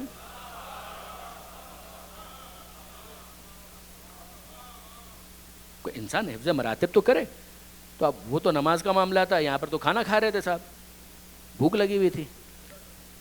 پہلی مرتبہ، دوسری میں 2-3 دفعہ یہ تکرار ہوا۔ اب امام نسائی کہہ رہے ہیں، امام نسائی کہتے ہیں کہ اب پیغمبر اکرم نے ارشاد فرمایا کہ خدا اس کا پیٹ کبھی نہ بھرے۔ پیغمبر اکرم نے بدعا دی، جو میں نے کل عرض کیا تھا کہ کچھ ریئر کیسز ہیں کہ جس میں پیغمبر اکرم نے بدعا دی۔ پیغمبر اکرم نے کہا خدا اس کو کبھی سیر نہ کرے، کبھی سیچوریٹڈ نہ ہو، اور اس بدعا کا اثر بھی ظاہر ہوا۔ تو اس کے بعد امیر شام کھانا کھاتے ہوئے، یہ آپ کو اور ہمیں لگتا ہے کہ دنیاوی اعتبار سے بڑی شہنشاہیت تھی، بڑی بادشاہت تھی، محلوں میں رہتا تھا، کوئی دل سے پوچھے کہ اندر کیا اضطراب تھا۔ ان افراد کو سکون نصیب نہیں ہوتا، یہ بات ذہن میں رکھیے گا۔ یہ جو پروردگار نے کہا ہے نا کہ الا بذکر اللہ تطمئن القلوب، کہ دلوں کو اطمینان ذکر خدا سے ہوتا ہے۔ اب ہر وہ ذکر جو ذکر خدا تک لے جائے دلوں میں اطمینان پیدا کرتا ہے۔ یاد رکھیے گا، یہ بہت سی چیزیں بظاہر ایسی نظر آتی ہیں کہ بہت عیاشی میں ہیں، بہت عیش کر رہے ہیں، نہیں، اگر آپ انصاف سے مجھ سے پوچھیں تو میں ایک طالب علم کی حیثیت سے یہ تبصرہ ضرور کروں گا کہ محلوں کے اندر رہنے والے کے مقابلے میں وہ مزدور مجھے زیادہ اس کی زندگی قابل رشک لگتی ہے اگر وہ محل میں رہنے کے بعد رات کو سونے کے لیے مٹھی بھر کر گولیاں کھاتا ہے، اور یہ مزدور رات کو سڑک کے اوپر اینٹ سے ٹیک لگا کر سو جاتا ہے اور اس کو کوئی گولی نہیں کھانی پڑتی ہے، تو انصاف کی بات یہ ہے کہ مجھے اس کی زندگی زیادہ قابل رشک لگتی ہے، اس پر رحم آتا ہے، مجھے اس پر رحم آتا ہے۔ ہو سکتا ہے کہ بظاہر آپ کو لگے کہ وہ تو بہت عیاشی میں ہے، نہ، یہاں پر آل محمد کی دشمنی لینے کے بعد کون سا سکون نصیب ہونے والا تھا؟ پیغمبر اکرم فرماتے ہیں کہ خدا کبھی اس کا پیٹ نہ بھرے، کبھی وہ سیر نہ ہو۔ امام نسائی نے یہ جملہ کہا، اور اب واقعاً مظلومیت ہے، واقعاً مظلومیت ہے کہ جس کے بعد امام نسائی کو ان لوگوں نے زد و کوب کیا، گرفتار کیا، رون ڈالا، زخمی کیا۔ یہ سب کا سب ہو رہا تھا اس وجہ سے کہ ان کے دل میں علی کی محبت تھی، علی کی محبت کے جرم میں اس طرح سے قتل کیے گئے، ان کو زخمی کر دیا گیا۔ اتنا سخت وہ بیان ہے کہ میں لفظ استعمال نہیں کر سکتا، آپ جا کر خود پڑھ لیجئے گا کہ کیا ان کے ساتھ سلوک کیا۔ جس کے بعد انہوں نے اپنے مصاحبین سے یہ کہا کہ مجھے یہاں سے لے چلو، میں جانا چاہتا ہوں۔ ایک قول کے مطابق ان کو لے جایا گیا مکہ مکرمہ، اور صفا اور مروہ کے درمیان کہیں پر دفن کیا گیا۔ یہ بھی یاد رکھیے گا صفا اور مروہ ہی کی طرف محلہ بنی ہاشم تھا، اس کے اندر بھی کیا مصلحت تھی ان کی کہ مجھے وہاں پر دفن کیا جائے۔ وہ محلہ بنی ہاشم جہاں پر مولد فاطمہ، جہاں پر فاطمہ زہرا کا گھر ہوا کرتا تھا، جہاں پر جناب خدیجہ کا گھر ہوا کرتا تھا، کہ اسی محلے کے اندر مجھے لے جا کر دفن کرنا۔ ایسے افراد بھی گزرے ہیں برادران عزیز۔ یہ وہ افراد ہیں کہ جن کو ہم لاسٹ کیسز نہیں کہہ سکتے، جن کے دلوں میں محبت موجود ہو، اس محبت کے ساتھ ان سے گفتگو کرنی چاہیے، ڈائلاگ کرنا چاہیے، بات کرنا چاہیے۔ بس برادران عزیز، اب وقت میں بالکل گنجائش نہیں اور ہمیں مصائب تک بھی جانا ہے۔ میں فقط 2 یا 3 روایتوں کے ذریعے سے حضرت عباس تک جانا چاہوں گا۔ ایک کتاب بڑی خوبصورت کتاب ہے جس کو میں انٹروڈیوس کرنا چاہتا ہوں، علامہ ذیشان حیدر جوادی کی کتاب، جس کا نام ہے قمر بنی ہاشم۔ خطبہ پڑھنے کا تو وقت نہیں رہا۔ قمر بنی ہاشم، اس کتاب کے اندر انہوں نے حضرت ابوالفضل عباس کی سیرت کو اینالائز کیا ہے، تجزیہ و تحلیل کی منزل سے گزارا ہے، اور وہاں پر ایک حدیث لکھی ہے، بس یہ ایک ہی حدیث، 2-3 کا بھی وقت نہیں رہا۔ ایک حدیث لکھی ہے اور بہت خوبصورت حدیث ہے۔ اس حدیث کے اندر الفاظ یہ ہیں کہ پیغمبر اکرم نے ایک مرتبہ، میں منزل مصائب سے تھوڑا دور ہوں، پیغمبر اکرم نے ایک مرتبہ یہ جملہ کہا کہ جنت میں سب سے پہلے جانے والی شخصیت کا نام ہے علی ابن ابی طالب۔ صحابہ کرام تشریف فرما تھے اور پیغمبر اکرم نے یہ جملہ کہا کہ وہ شخصیت جو سب سے پہلے جنت میں جائے گی وہ کوئی اور نہیں ہے، وہ علی ابن ابی طالب ہے۔ اچھا، صحابہ کرام میں سے کسی نے سوال کر لیا اور بہت اچھا کیا کہ اب کر لیا، کہ جب پیغمبر نے یہ کہا انہوں نے کہا کہ اللہ کے رسول آپ سے بھی پہلے۔ یہ جملہ کچھ آپ کو سمجھ میں آیا؟ اللہ کے رسول آپ سے بھی پہلے۔ اچھا، پیغمبر اکرم یقین جانیے ایسا محسوس ہوتا ہے کہ موڈ میں تھے، مسکراتے ہوئے کہنے لگے ہاں مجھ سے بھی پہلے، ہاں مجھ سے بھی پہلے۔ اچھا، آپ جانتے ہیں برادران عزیز، میں طالب علم ہوں، غلو وغیرہ کا تو میرے پاس تصور نہیں ہے۔ یہ جو پیغمبر اکرم نے کہا، میں بھی ہل گیا کہ یہ کہہ کیا رہے ہیں۔ پیغمبر اکرم مسکراتے ہوئے کہنے لگے کہ تمہیں حیرت کس بات پر ہے؟ اگر مجھ سے بھی پہلے علی جنت میں چلے جائیں، حیرت کس بات پر ہے؟ ہوتا یہ ہے کہ علمدار آگے ہوتا ہے، سردار پیچھے ہوتا ہے۔ علمدار آگے ہوتا ہے، سردار پیچھے ہوتا ہے۔ بس عزیزان، اگر علی رسول کے علمدار ہیں تو عباس حسین کے علمدار ہیں۔ جنت میں حسین بھی اسی شان سے جائیں گے کہ علمدار آگے آگے ہوگا اور سردار پیچھے پیچھے ہوگا۔ یہ وہ عباس ہیں کہ جن کی ولادت کے موقع پر عجیب کچھ واقعات پیش آئے، علماء نے ان کو نقل کیا ہے، خطبہ نے، معتبر خطبہ نے ان کو بیان کیا ہے۔ مولانا اظہر حسن زیدی صاحب نے بڑی خوبصورتی کے ساتھ وہ منظر کشی کی ہے۔ جب عباس کی ولادت ہوئی ہے تو امیر المومنین آئے جناب ام البنین کے پاس، ہاتھوں میں مولا کو لیا، عباس علمدار کو، اور دیکھ کر کہنے لگے ہے تو بالکل ویسا ہی جیسا میں نے چاہا تھا، ہے بالکل ویسا ہی کہ جیسا میں نے چاہا تھا۔ جناب ام البنین کو دیکھا کہ پریشان ہے، ولادت ہوئی ہے، بیٹے کی ولادت ہوئی ہے، ماں پریشان ہے، کیوں پریشان ہے؟ تو جناب امیر نے سوال کیا اے ام البنین کوئی خاص وجہ، کیوں پریشان ہو؟ کہا بس والی بات صرف اتنی ہے کہ بچے نے اب تک آنکھیں نہیں کھولی، میں اس لیے پریشان ہوں۔ امیر المومنین مسکرائے، خود اپنا واقعہ یاد آ گیا کہ جب مولا اس دنیا میں تشریف لائے تھے تو اس وقت تک آنکھیں نہیں کھولی تھی جب تک آغوش پیغمبر میں نہیں آ گئے تھے۔ کہا کہ میں جانتا ہوں کہ اس بچے نے اب تک آنکھیں کیوں نہیں کھولی، بلاؤ میرے حسین کو۔ اور جب حسین آئے ہیں، عباس کو حسین کی آغوش میں دیا، جیسے ہی حسین کی آغوش میں آئے ہیں اپنی آنکھیں کھول دی۔ پہلی زیارت حسین کے چہرے کی اور مولا نے کہا کہ میں ان کا نام اپنے چچا پر عباس رکھتا ہوں۔ عباس نام رکھا، اور جناب زینب اور حضرت عباس کے درمیان میں اتنا ہی فاصلہ ہے سن کے اعتبار سے کہ جتنا ماں اور بیٹے کے درمیان ہوتا ہے، بوڑھی بہن بڑی بہن۔ جناب زینب نے یہ نام سنا عباس، کہا کہ بابا یہی وہ میرا بھائی ہے کہ جس کا نام عباس ہے؟ کہا کہ ہاں بیٹا یہی وہ بھائی ہے کہ جس کا نام عباس ہے۔ کہا ذرا کچھ دیر کے لیے عباس کو میری گود میں تو دیجیے۔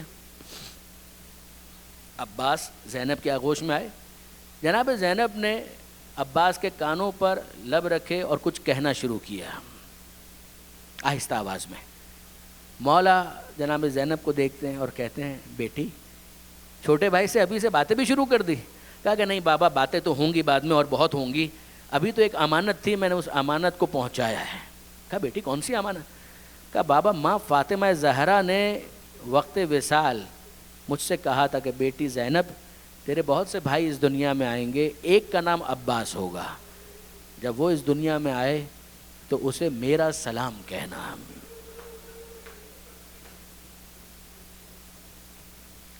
عجیب تعلق ہے فاطمہ زہرا کا عباس علمدار کے ساتھ۔ یہ تعلق جو ہے نا عباس کا علی کے ساتھ، عباس کا حسین کے ساتھ، عباس کا زینب کے ساتھ، عباس کا سکینہ کے ساتھ، عباس کا اپنی ماں ام البنین کے ساتھ، یہ جو جملہ کہ یہ میرا بیٹا، فاطمہ زہرا نے کہا عباس اگرچہ وہ بیٹا جو آنے والا ہے، اگرچہ میں نے اس کو جنم نہیں دیا مگر میرا بیٹا ہے، میرا بیٹا۔ اور یہ بات جناب ام البنین نے بھی کہی۔ جناب ام البنین، یہ واقعہ ملتا ہے، میں عرض کروں آپ کی خدمت میں، تھوڑا وقت میں آپ کا شاید زیادہ لے لوں گا مگر سنیے اس کو، تاکہ آج کی رات کا حق تو خیر کیا ادا ہوگا مگر کچھ تو ہم بیان کر پائیں حضرت ابوالفضل عباس کے بارے میں۔ جناب ام البنین مدینہ منورہ میں محلہ بنی ہاشم، مروان دشمن اہل بیت، وہ دیکھتا ہے کہ محلہ بنی ہاشم میں سے ایک گھر کا دروازہ کھلا اور ایک بی بی نقاب پوش باہر آئیں، جنت البقیع میں داخل ہوئیں، اور اس قبر کو مخاطب کر کے کہ جو جناب سیدہ سے منسوب ہیں، مخاطب کر کے کہنے لگی اے شہزادی فاطمہ زہرا، میں آپ کو آپ کے بیٹے عباس کا پرسہ دیتی ہوں۔ مروان نے مدینے کے کسی رہنے والے کو روکا اور کہا کہ میرا تو کوئی تعلق نہیں ہے اہل بیت کے ساتھ، مگر اتنا تو میں بھی جانتا ہوں کہ عباس ام البنین کے بیٹے ہیں، فاطمہ زہرا کے بیٹے نہیں ہیں۔ یہ بی بی جو محلہ بنی ہاشم سے آ رہی ہیں، ان کو یہ نہیں پتہ؟ فاطمہ زہرا کو مخاطب کر کے کہہ رہی ہیں میں آپ کو آپ کے بیٹے عباس کا پرسہ دیتی ہوں۔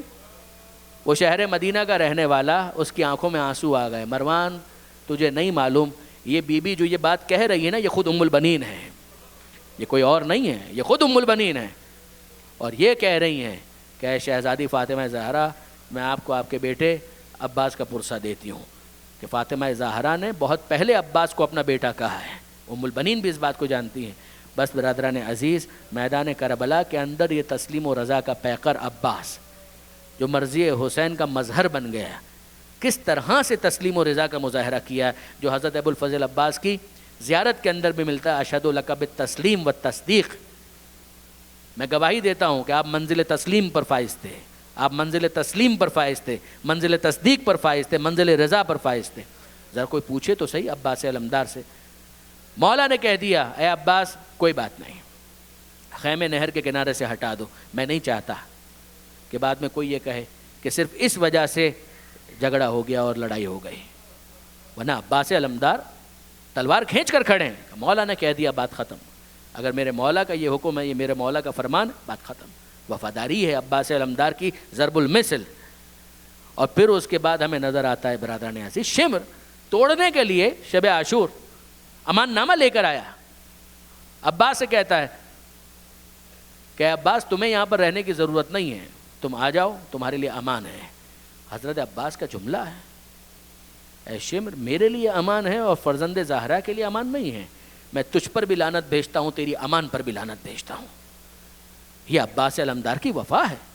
اور پھر عاشور کا دن جب آ گیا، عاشور کے دن عباس علمدار علم ہاتھ میں ہے، اور جب آتے ہیں کہ مولا کیا مجھے اجازت ہے کہ میں بھی میدان میں جا کر اپنی قربانی پیش کروں، تو حسین ایک جملہ کہہ کر روک دیتے ہیں، اے عباس تم تو میرے لشکر کے علمبردار ہو، تمہیں کیسے اجازت دے دوں۔ تھوڑی دیر گزرتی ہے، پھر عباس آ کر کہتے ہیں مولا اگر آپ کہیں تو اب میں میدان میں جاؤں۔ حسین پھر وہی جملہ کہہ دیتے ہیں، اے عباس تم تو میرے لشکر کے علمبردار ہو۔ آخر میں جب حسین نے یہ جملہ کہا نا، عصر عاشور سے کچھ پہلے عباس آئے اور کہنے لگے مولا اب تو اجازت دیجیے۔ لقد ذاق صدری جملہ ہے عباس کا، یہ ایک ہی مرتبہ عباس نے کہا کہ مولا آقا اب میرا سینہ جو ہے نا وہ تنگی کرنے لگا، یہ اون و محمد میرے ہاتھوں کے کھلائے ہوئے، یہ قاسم میں نے اسے چلنا سکھایا، یہ علی اکبر جن کو میں نے تلوار استعمال کرنا سکھایا، تیر کیسے چلاتے سکھایا، مولا یہ سارے میرے شاگرد، مولا ان سب کا داغ اٹھا چکا ہوں۔ لقد ذاق صدری، مولا میرا نفس اب تنگی کرنے لگا ہے، میرا دل جو ہے میرے قابو میں نہیں ہے۔ اور حسین وہی جملہ کہتے ہیں، اے عباس تم تو میرے لشکر کے علمبردار ہو۔ فنظر یمینا و شمالا، عباس نے دائیں دیکھا بائیں دیکھا اور ایک جملہ کہا، مگر آقا اب وہ لشکر کہاں رہا کہ جس کا میں علمبردار، میرے پیاسے سپاہی حوض کوثر کے پاس میرا انتظار کر رہے ہیں، آقا مجھے اجازت دیجئے کہ میں اپنی قربانی پیش کروں۔ حسین نے پھر بھی اجازت نہیں دی، اور اب وہ بچی جناب سکینہ، اس کے ساتھ عباس کا تعلق۔ عباس آئے خیمے میں کچھ دیر کے لیے بیٹھ گئے اور وہ بچی نظر آئی سکینہ، عباس کی چہیتی بھتیجی، اور وہ ایک جملہ کہتی ہے، اے چچا عباس کیا آپ کو میرے سوکھے ہونٹ نظر نہیں آتے؟ کیا آپ کو میری پیاس کا اندازہ نہیں ہے؟ 3 سال کے بچے کس طرح سے بات کرتے ہیں، کس معصومیت کے ساتھ بات کرتے ہیں۔ اور پھر بیٹی یا بھتیجی جناب سکینہ کہ عباس چچا عباس آپ کو میرے سوکھے ہونٹ نظر نہیں آتے؟ آپ کو نہیں دکھتا میں کتنی پیاسی ہوں؟ عباس کو امید کی کرن نظر آئی، کہنے لگے اے بیٹی سکینہ فقط ایک کام کر دے، آقا سے اجازت دلوا دے، پھر دیکھ میں تیرے لیے پانی لے کر آتا ہوں۔ سکینہ نے کہا بس چچا اتنی سی بات، میں آپ کی سفارش کرتی ہوں، بابا نے میری بات کبھی نہیں ٹالے، بابا میری بات کو رد نہیں کریں گے، آپ مجھے لے کر چلیے، میں آپ کی سفارش کرتی ہوں۔ اور اب عباس نے سکینہ کو گود میں لیا، مشک بھی ساتھ میں ہے، اور جیسے ہی امام حسین نے دیکھا دور سے کہ عباس سکینہ کو لا رہے ہیں، ایک جملہ عباس سے کہا، ایک جملہ سکینہ سے کہا۔ عباس سے کہنے لگے عباس جاؤ، میں اب نہیں منع کرتا، پانی کا انتظام کرنے کی کوشش کرو۔ اور دوسرا جملہ سکینہ سے کہا، اے سکینہ ابھی تو اپنے چچا کی سفارش کر رہی ہے، کچھ دیر کے بعد تجھے تیرا چچا بہت یاد آئے گا۔ کب یاد آئے گا؟ جب تماچے لگیں گے چچا عباس یاد آئے گا، جب تازیانے لگیں گے تجھے تیرا چچا عباس بہت یاد آئے گا۔ وہ معصوم بچی کچھ نہ سمجھ پائی، اور عباس مشق لے کر گئے، اور جیسے ہی میدان میں جانے لگے حسین نے کہا عباس کہاں جا رہے ہو؟ کہا آقا پانی کا انتظام کرنے کے لیے۔ کہا نہیں، پہلے جاؤ خیمے میں ماں کے برابر جو تمہاری بہن ہے زینب، اس سے جا کر اجازت لو، اس کو بھی بتاؤ کہ میں جا رہا ہوں۔ اور جناب زینب کے پاس عباس غلام کی طرح کھڑے ہیں، ہاتھ جوڑ کر کھڑے ہیں، شہزادی اب میں میدان میں جا رہا ہوں۔ تو جناب زینب نے کہا نہیں بھائی عباس میں روکتی نہیں ہوں، جاؤ میدان میں جاؤ، اپنے وظیفے کو پورا کرو، اپنی ذمہ داری کو انجام دو، ہاں مگر ایک حدیث سنتے جاؤ۔ میرے بابا نے ایک مرتبہ مجھ سے کہا تھا شہر کوفہ میں، یہ جملہ کہا تھا کہ زینب یہی شہر کوفہ ہوگا، تیرے بازوؤں میں رسی باندھی جائے گی اور تیرے سر پر ردا نہیں ہوگی۔ میرے بابا نے کہا تو میں نے یہ سوچا کہ بابا نے کہا ہے تو بات تو یہ سچ ہے، مگر میں سوچا کرتی تھی کہ اگر کسی کا ایک بھائی ہو تو کسی کی مجال نہیں ہوتی کہ اس کی طرف ٹیڑھی آنکھ سے دیکھ سکے، جس کے اتنے بھائی ہوں، اور پھر عباس تم جیسا بھائی جس بہن کا ہو، کس کی مجال ہے کہ اس کے بازوؤں میں رسی باندھے۔ مگر ہاں عباس آج جب تم نے یہ کہا کہ تم جا رہے ہو تو مجھے یقین آ گیا کہ وہ وقت بہت قریب ہے کہ جب ردائیں چھینی جائیں گی، بازوؤں میں رسی باندھی جائے گی۔ عباس خاموشی سے سنتے رہے، گھوڑے پر سوار ہوئے اور میدان میں گئے۔ اور اب سکینہ کی کیا کیفیت ہے؟ بچوں کو جمع کیا ہے اور کہا بچوں اب پریشان ہونے کی ضرورت نہیں ہے، میرا چچا جا رہا ہے اور تھوڑی دیر میں مشق لے کر آئے گا، دور سے فقط علم نظر آ رہا ہے، اور جناب سکینہ دیکھتی جا رہی ہیں کہ علم پہنچا ہے دریا تک اور پھر واپس پلٹا ہے۔ سکینہ کی امید اور زیادہ بڑھ گئی، اے بچوں بس تھوڑی دیر کی بات ہے، میرا چچا آنے والا ہے، میرا چچا پانی لانے والا ہے، اپنے کوزے تیار رکھو، ارے تم سب کو پانی ملے گا۔ مگر کچھ دیر کے بعد نظر آیا کہ علم ایک طرف لڑکتا چلا گیا، پھر سنبھل گیا، دوسری طرف ہوا، پھر سنبھل گیا۔ سکینہ کے دل کی حالت کوئی پوچھے کہ کس طرح سے بے چین ہے، مگر وہ وقت بڑا عجیب تھا کہ جب علم گرا ہے، سکینہ نے ہاتھوں میں موجود کوزے کو پھینک دیا۔ اے چچا عباس، مجھے پانی نہیں چاہیے، بس چچا تم واپس آ جاؤ۔ مگر حسین سے کوئی پوچھے جو کمر کو تھام کے کہتے ہیں الان ان کا سرا ظہری، اے عباس یہ تیری صدائے آخر، یہ تیری ندائے آخر کہ آقا میرا سلام قبول کرو۔ عباس، حسین کی کمر ٹوٹ کر رہ گئی۔ جب قریب پہنچے ہیں عباس کے، حسین جب قریب پہنچے ہیں، دیکھا کہ بازو قلم ہو چکے ہیں، عباس زمین کربلا پر ہیں۔ عباس کا سر اپنی آغوش میں لیا اور عباس کہتے ہیں آقا ایک خواہش ہے، ایک حسرت ہے، ایک وصیت ہے۔ کہا ہاں بولو عباس کیا خواہش ہے؟ کہا مولا میں نے سنا تھا کہ جب میں اس دنیا میں آیا تھا سب سے پہلے میں نے آپ کی زیارت کی تھی، مولا میں چاہتا ہوں کہ دنیا سے جاتے ہوئے بھی میں آپ کی زیارت کروں، مگر مولا میں کیا کروں، میری ایک آنکھ میں تیر ہے، دوسری آنکھ میں خون جمع ہوا ہے، مولا ایک زحمت کریں گے اپنی ابا کے دامن سے میری خون بھری آنکھ سے خون تو صاف کر دیجئے۔ اور مولا میں اتنی زحمت بھی آپ کو نہ دیتا، مگر میں کیا کروں، میرے بازو قلم ہو چکے ہیں، میرے ہاتھ ہوتے میں آپ کو یہ زحمت بھی نہ دیتا۔ حسین نے عباس کے آنکھوں سے خون کو صاف کیا، عباس نے حسین کے چہرے کی زیارت کی، اور اب حسین کہتے ہیں اے بھیا عباس ایک خواہش میری بھی ہے۔ کہا مولا حکم کریں۔ کہا خواہش یہ ہے جب تم نے کہا ہمیشہ آقا کہہ کر مخاطب کیا، ارے تیری زبان سے میں بھی بھائی سننے کے لیے منتظر ہوں، اے بھیا عباس ایک مرتبہ مجھے بھائی کہہ کر مخاطب کرو۔ عباس نے کہا مولا میں نے وعدہ کیا تھا اپنے بابا سے۔ کہا نہیں، حکم امام سمجھ کر ایک مرتبہ بھائی کہو۔ عباس نے بھائی کہا، عباس کی روح پرواز کر گئی۔ حسین کا مرثیہ سنیں گے؟ حسین کا مرثیہ یہ ہے اے عباس تیرے جانے سے دو کام ہوئے، کل تک جو آنکھیں تیرے خوف سے جاگا کرتی تھی آج کے بعد وہ سکون سے سوئیں گے۔ وہ کون سی آنکھیں تھی؟ یہ فوج یزید، یہ تیرے خوف سے جاگا کرتی تھی، آج کے بعد وہ چین سے سوئیں گے۔ اور اے عباس کل تک جو آنکھیں چین سے سویا کرتی تھی آج کے بعد انہیں چین نصیب نہیں ہوگا۔ کل تک زینب چین سے سویا کرتی تھی، کل تک یہ بیویاں آرام کیا کرتی تھی کہ وہ شیر عباس موجود ہے، آج تیرے جانے کے بعد ان بیویوں پر مظالم کا سلسلہ ہوگا۔ یا